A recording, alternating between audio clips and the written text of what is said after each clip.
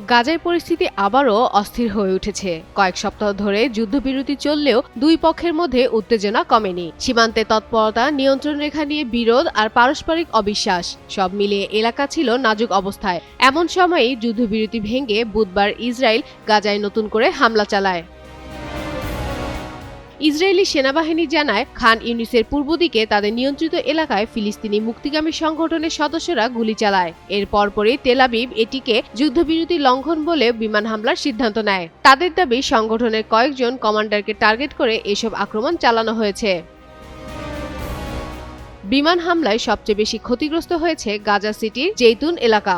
সেখানে একটি বাড়িতে হামলা হলে একই পরিবারে অন্তত 10 জন নিহত হন। এছাড়া খান ইউনিসের কাছে আল মাওসি শরণার্থী কেন্দ্র এবং গাজা সিটির সুজাইয়া এলাকাতেও বিস্ফোরণ হয়। গাজার স্বাস্থ্য মন্ত্রণালয় বলছে, এই হামলায় অন্তত 28 জন নিহত এবং প্রায় 100 মানুষ আহত হয়েছেন। তবে ফিলিস্তিনি মুক্তিগামী সংগঠন অভিযোগ করেছে, ইসরায়েল ইচ্ছাকৃতভাবে বেসামরিক লোকজনকে টার্গেট করেছে।